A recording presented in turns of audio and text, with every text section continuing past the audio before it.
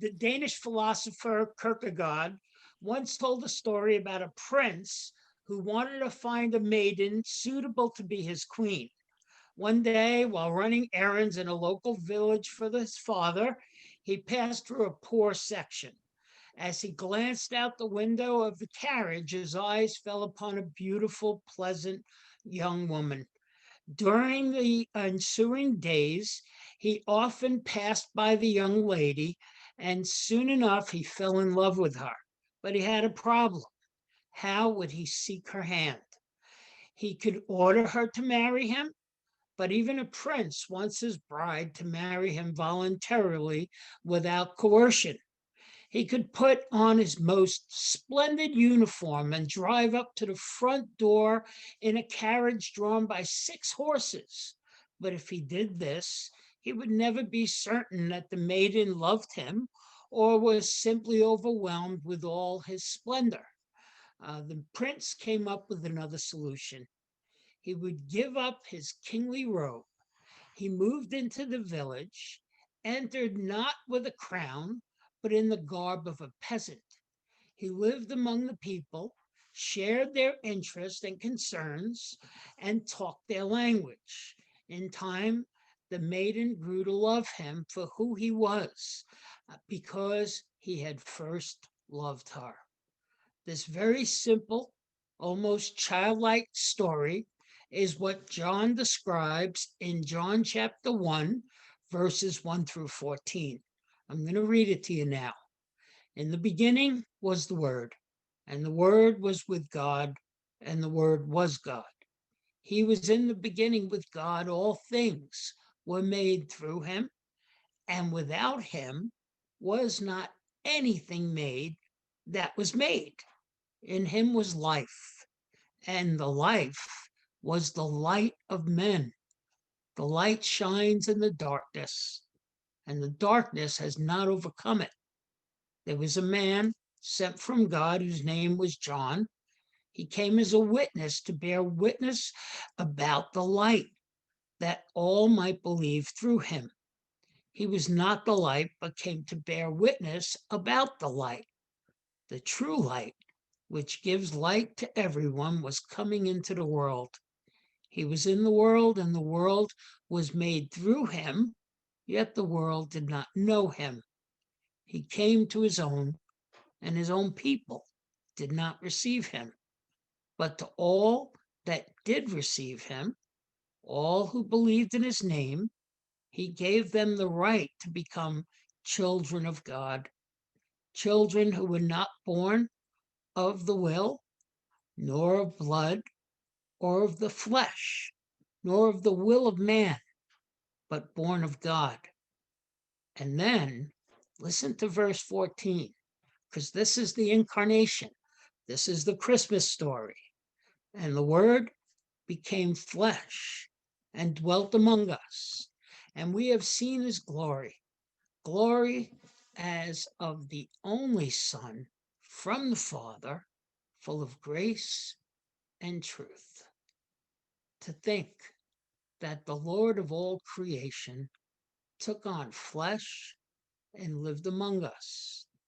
The celebration of Christmas is to commemorate the fact that God revealed himself to us in the person of his Son Jesus, in order to communicate to us what God is like. Paul in Philippians 2 expresses the miracle of Christmas this way: Jesus, who, though he was in the form of God, did not count equality with God a thing to be grasped, but emptied himself by taking the form of a servant, being born in the likeness of men, and being found in human form, he humbled himself by becoming obedient to the point of death, even death on a cross. Therefore, God has highly exalted him and bestowed on him the name that is above every other name. I'm glad that this happened, because it shows beyond a shadow of a doubt that God desires to reach down to us. Now, God is beyond our reach, but we are not beyond his reach.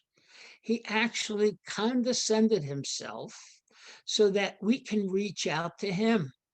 The incarnation of Jesus actually brought the infinite Godhead within reach of finite mankind. Every year we celebrate Christmas. It's an invitation of God's desire to rekindle a severed relationship with you. God created us with the ability to have our deepest needs met in a relationship with Him. We were created for that, but we've been so conditioned into believing our deep needs can be met through things that will never bring everlasting satisfaction. Even this Christmas, He offers to you a gift that will never tarnish. It won't rust, it will not get stolen, and it won't rot.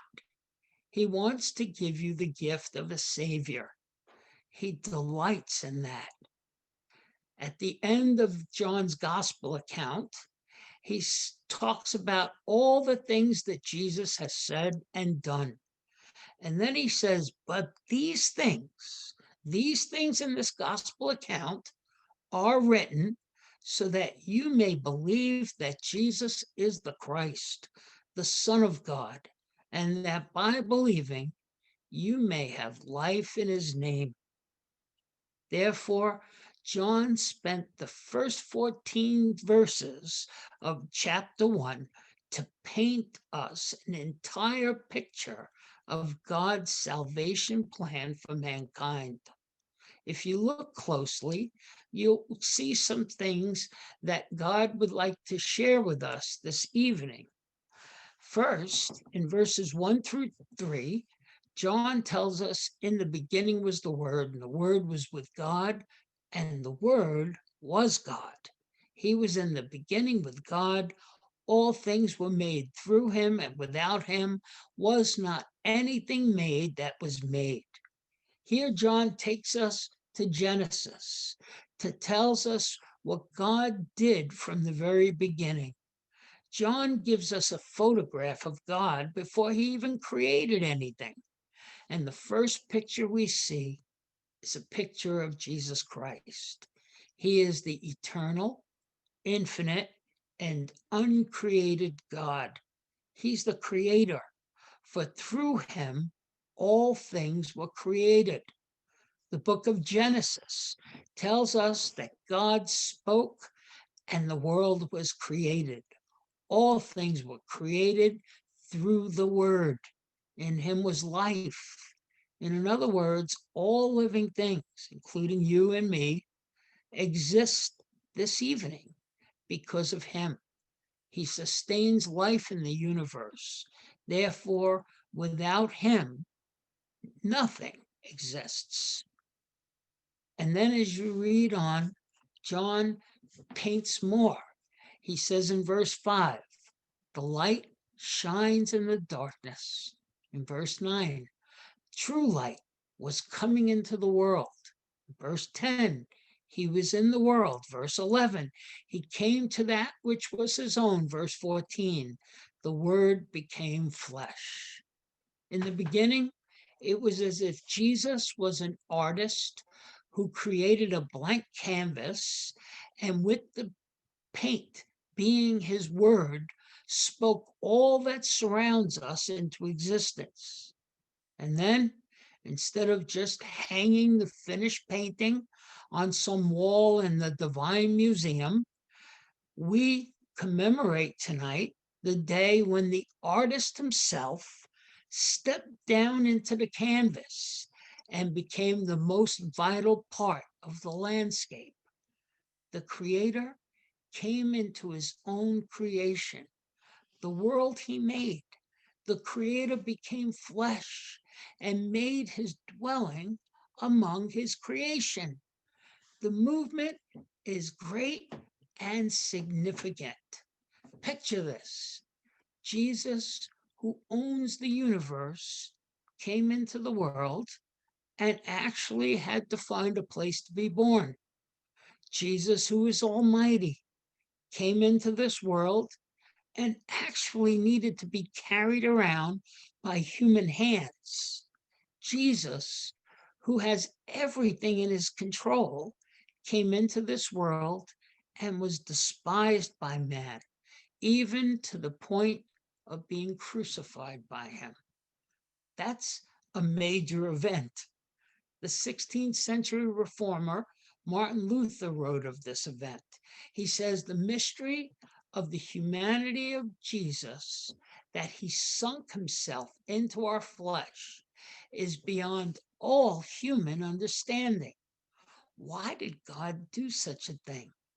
John uses these words. He came to his own, and he wants us to be children of God. God desires a relationship with him.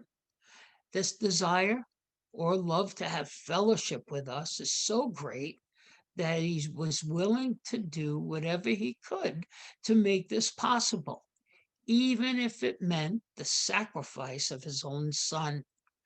The incarnation also answers the question that has plagued man from the very beginning, namely, what is God like? When people ask what God is like, the Bible answers that question by revealing to us the person and work of Jesus. God himself is beyond comprehension, but in Jesus, we get a glimpse of his glory, filled with grace and truth. In Jesus, we are able to understand his great love for us. The very God who created the stars and the universe was willing to go even further. So far, he went to the cross so that people like you and me can be forever forgiven. That's what God is like. And the only way we know that is because we know what Jesus is like. The incarnation also tells us that in Jesus, God can meet us in our greatest need. So I'll ask you a question. What's your greatest need? Do you realize if your greatest need was money, God would have sent us a banker? If your greatest need was knowledge, he would have sent us a teacher. If your greatest need was wisdom, he would have sent a philosopher. If your greatest need was distraction, he would have sent you an entertainer. But our greatest need was forgiveness, forgiveness of our sin against God. So God sent us a Redeemer who would pay for our sins with his very life to redeem us from the penalty due us because of our sin. In Matthew 1:21, when the angel appeared to Joseph, he told him, "You are to give him the name Jesus, because he will save his people from their sins." And so Jesus put on human skin and everything that comes with it. The Son of God sacrificed himself so that we can become children of God. John 1:12-13. But to all who did receive him, to those who believed in his name, he gave the right to become children of God, children who were born not of blood, nor of the will of the flesh, nor even of the will of man, but children who are born of God. Tonight, we can go home knowing that we are his children. Jesus made all this possible because he fulfilled all the righteous demands of his Father, that sin must be paid for through a blood sacrifice. Since Jesus fulfilled this perfectly, he's the only one who is able to meet us in our greatest need, and that is to sever the power of sin and death over our life. He's been doing it for over 2,000 years, And even in the midst of so tempestuous a year that 2020 has been, that offer remains the same. He will meet you at the point of your need, even this very evening. If he made such a great sacrifice to save your soul, is there any greater need that he cannot meet or is even willing to meet? Romans 8:32 says, "He who did not spare his son, but gave him up for us all, how will he not also with him graciously give us all things?" A boy named Tommy had a sister who was suffering a rare and serious disease. Her only chance of survival was to undergo an immediate blood transfusion. Tommy himself had miraculously survived the same disease and had developed antibodies needed to combat that illness. The doctor explained the need to the family and asked Tommy if he would be willing to give his blood to his sister. Hating needles like most of us do, at first Tommy hesitated, but finally he agreed to do it in order to save his sister's life. As Tommy lay in the bed next to his sister and the transfusion was completed, they all watched in amazement and gratefulness as the color returned to Tommy's sister's cheeks. Tommy's face grew a little pale and his smile began to fade. With his family looking on, he asked the doctor, "Doctor, am I going to die right away or will it take a little while?" The room grew quiet. The doctor struggled to regain his composure. You see, Tommy thought that by giving his blood to his sister, he would lose his own life. In a sense, that's what Jesus has done for us. He gave his life in order to save ours. Only God himself can thoroughly express who he is to us. Only God could make himself fully known. If he chose to conceal himself, we would never know who he was. But he came in the person of Jesus. And by doing so, he displayed his great love for us in the person of his son, Jesus. He wants to have fellowship with us. He wants us to spend time with him, even while today is even called today. He meets us where we are at the point of our need. Tonight, for this Christmas, lay down your burdens before him. Put your faith and your hope and your trust in Jesus alone, and he will meet you exactly in your greatest need. Sin and death will be completely destroyed for you by him. Well, God bless you all. Be warm and please stay well, okay? We'll see you Sunday.